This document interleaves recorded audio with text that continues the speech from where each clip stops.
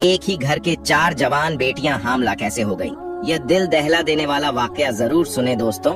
एक बेवा औरत थी जिसकी 7 खूबसूरत बेटियां थीं। उसका बेटा कोई नहीं था और 7 ही बेटियां बहुत खूबसूरत थीं। इस बूढ़ी औरत की 7 बेटियां ही बहुत नेक थीं।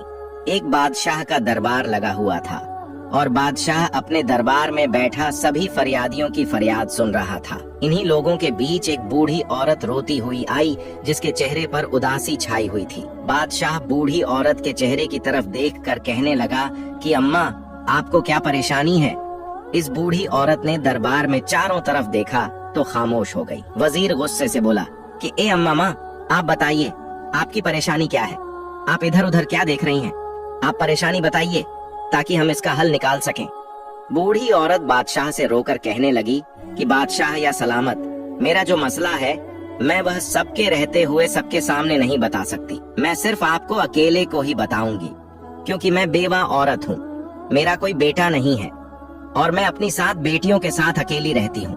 अगर मैं अपनी परेशानी सबके सामने आपको बताती हूँ तो मुझे डर है कि मेरी बेटियों को कल को कोई मसला ना हो जाए, कोई आधी रात को मेरे घर ना घुसाए। इसलिए मैं आपको अपनी परेशानी अकेले में बताना चाहती हूँ। वह बादशाह काफी परेशान होकर सोचने लगा कि यहाँ इतने बड़े बड़े मसले लेकर लोग आए हैं और उन्होंने सबके सामने बताया है। आखिर इस औरत का ऐसा क्या मसला है? यह औरत सबके सामने ने क्यों नहीं बताना चाहती? बादशाह बोला कि आप अपनी परेशानी मुझे बताइए। ये सारे आदमी मेरे भरोसे के आदमी हैं। आपको कोई भी नुकसान नहीं पहुँचाएगा। वह दुखी बूढ़ी औरत रोकर बोली कि नहीं बादशाह सलामत नहीं, मैं आपको अकेले ही वह बात बताऊंगी। तो बादशाह उठ खड़ा होता है और कहता है कि इस औरत को मेरे कमरे में लेकर आओ ताकि यह बात मुझे अपनी बता सके। अब 2 सिपाही उस बूढ़ी औरत को बादशाह के कमरे में ले जाते हैं। बूढ़ी औरत जब अंदर आती है तो बादशाह उसे कहता है कि या अम्मा, अब बताइए कि आपकी क्या परेशानी है। वह बूढ़ी औरत बादशाह के कदमों में गिरकर रोने लग जाती है। बादशाह कहता है कि अम्मा, आप मुझे बताइए कि आखिर बात क्या है। मेरा दिल बैठा जा रहा है कि ऐसी कौन सी बात है जिसके लिए आपने मुझे अकेले बुलाया, कि मैं यह हरगिज बर्दाश्त नहीं कर सकता कि मेरी बादशाहत में कोई इतनी दुखी औरत हो और मैं आपका दुख जानकर आपके दुखों पर मरहम ना रखूं। ऐसा हो ही नहीं सकता। आप मुझे अपना दुख बताइए। वह बूढ़ी औरत रोकर कहने लगी, बादशाह, मैं एक बेवा औरत हूँ। मेरे शौहर को वफात पाए अरसा गुजर चुका है और मेरा कोई बेटा नहीं है। मेरी 7 बेटियां हैं। मैं लोगों के अमीर घरों में जाकर बर्तन धोती हूँ, उनके कपड़े धोती हूँ और उनके घरों में काम करती हूँ। और इन अमीर घरों से जो बचा हुआ खाना मिलता है, जो मुझे मेहनत मजदूरी के पैसे मिलते हैं, उसी में से मैं अपना घर चलाती हूँ और उसी से अपना घर चलाकर अल्लाह ताला का शुक्र अदा करती हूँ। मैंने कभी किसी से कोई शिकवा नहीं किया कि मैं ऐसी गुर्बत की जिंदगी जी रही हूँ। मेरी 7 बेटियां हैं, पर्देदार हैं, वह कभी भी घर से बाहर नहीं जाती और हमेशा अपने सरों पर दुपट्टा रखती हैं। मेरी जिंदगी ऐसी ही चल रही थी। एक मर्तबा मेरी बड़ी बेटी की तबीयत बहुत खराब हो जाती है। मैं अपनी बड़ी बेटी को डॉक्टर के पास लेकर जाती हूँ। डॉक्टर कहता है कि तुम्हारी बेटी उम्मीद से है, तुम्हारी बेटी पेट से है। यह बात सुनकर मेरे पैरों से जमीन खिसक जाती है कि मेरी बड़ी बेटी की तो शादी भी नहीं हुई, यह हमला कैसे हो गई। मैं जब अपनी बेटी को घर लेकर आई तो उसे मारने पीटने लगी कि बताओ किसके साथ तुमने यह मुंह काला किया है और यह बच्चा किसका है। जब मैंने अपनी बेटी को काफी मारा तो मेरी बड़ी बेटी रोने लगी और मेरे आगे हाथ जोड़ने लगी कि ए अम्मा, मैं नहीं जानती कि यह बच्चा किसका है। ए मेरी प्यारी अम्मा, मुझ पर यकीन करो, मैंने कभी किसी के साथ बात नहीं की।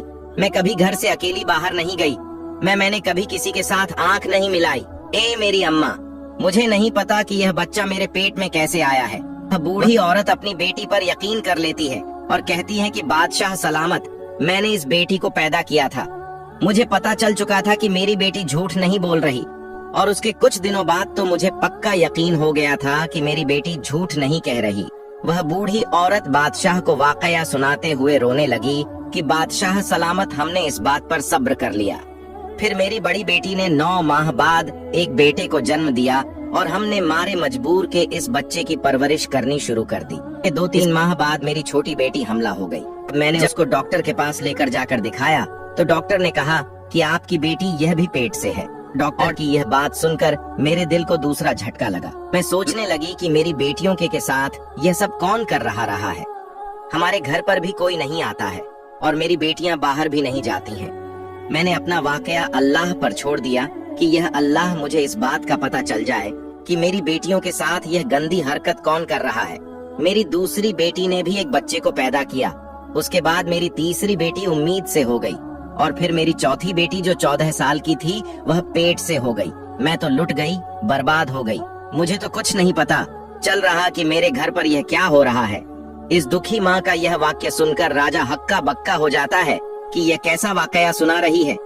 बूढ़ी औरत अपनी कहानी सुनाकर बादशाह के पांव पकड़ लेती है कि ए बादशाह सलामत, मुझे इंसाफ चाहिए। मुझे पता करना है कि मेरी बेटियों के साथ ये गलत हरकत कौन कर रहा है। शाह सलामत, मेरी बेटियों के मुजरिम को आप पकड़े। मैंने बहुत ढूंढने की कोशिश की, मुझे जरा पता नहीं चला कि वह इंसान कब आता है। हमारे घर उसने हमारी जिंदगी बर्बाद कर दी है। शाह सलामत पूरी कहानी सुनकर कहने लगा, ए अम्मा, तुम अब बोल रही हो। तुम्हारी चौथी बेटी के साथ यह हरकत हुई है। तुम्हें तो तब आना चाहिए था जब तुम्हारी पहली बेटी के साथ गलत हरकत हुई थी। तो अगर उस वक्त यह बात बताती तो तुम्हारी बाकी 3 बेटियों के साथ यह सब कुछ ना होता। मगर जब तुम जैसे गरीब लोग होते हैं, वह लोगों की बदनामियों से डर कर ये जहर पी लेते हैं और फिर वही जहर तुम्हारे अंदर काटता रहता है। ऐ तुम्हें जब बात तुम्हारी बर्दाश्त से बाहर हो जाती है, फिर तुम लोग आकर बताते हो कि यह मसला हो गया है। और अम्मा, तुम भी उन लोगों में से हो जो अब आई हो। वह बूढ़ी औरत अपनी गलती तस्लीम करती है कि मुझे पहले आना चाहिए था, लेकिन अब मैं आ चुकी हूँ। कुछ हो गया सो हो गया, लेकिन अब मेरी बेटियों के मुजरिम का पता लगना चाहिए कि वह कौन है। बादशाह सलामत बहुत ही नेक दिल मेहरबान थे। कहने लगे कि अम्मा, अब तुम घर जाओ। अब यह परेशानी तुम्हारी नहीं है, अब यह परेशानी मेरी है। और मुझसे बर्दाश्त नहीं होता कि मेरी सल्तनत में कोई औरत इतनी दुखी हो। कोई दरिंदा गरीब औरत पर जुल्म कर रहा है और मैं चैन की नींद सो लूं। मेरे बादशाह होने पर लानत है, इसलिए आप अपने घर जाइए। अब यह परेशानी मेरी है। वह बूढ़ी औरत वहां से खामोशी से अपनी चादर लपेटे हुए वहां से बाहर आ गई और अपने घर चली गई। अब बादशाह सलामत वहां से निकलकर वापस आकर बैठ गए और बाकी तमाम लोगों के मसाइल सुनने लगे। लेकिन बादशाह का ध्यान इसी औरत की तरफ था कि इस औरत को इंसाफ मिलना चाहिए। बादशाह लोगों के मसाइल सुनकर जब फ्री होता है तो वह अपने कमरे में वजीर को बुलाता है। वजीर जब बादशाह के चेहरे पर आई परेशानी देखता है तो वह पूछता है, कैसी कौन सी बात बताकर गई है वह बूढ़ी औरत जिसकी वजह से आप इतने परेशान हो गए हैं? बादशाह कहने लगा कि मेरी सल्तनत में ऐसे ऐसे लोग हैं जो इतना बड़ा बड़ा गुनाह करते हैं और यह भी नहीं सोचते कि उनका गुनाह जब हमारे सामने खुल गया तो हम उसको सख्त सजा देंगे। वजीर भी परेशान होकर बोला कि बादशाह सलामत, बता दीजिए कि क्या मामला है।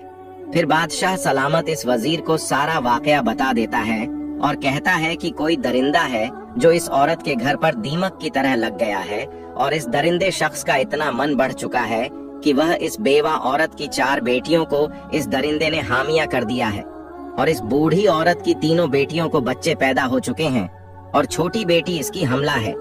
इस बूढ़ी औरत की बाकी 3 बेटियों की इज्जत को भी खतरा है। हमें पता लगाना होगा कि इस बूढ़ी औरत के घर कौन आता है, किस वक्त आता है। इसके बाद बादशाह सलामत और वजीर सोचने लग जाते हैं कि इस बात का कैसे पता लगाया जाए।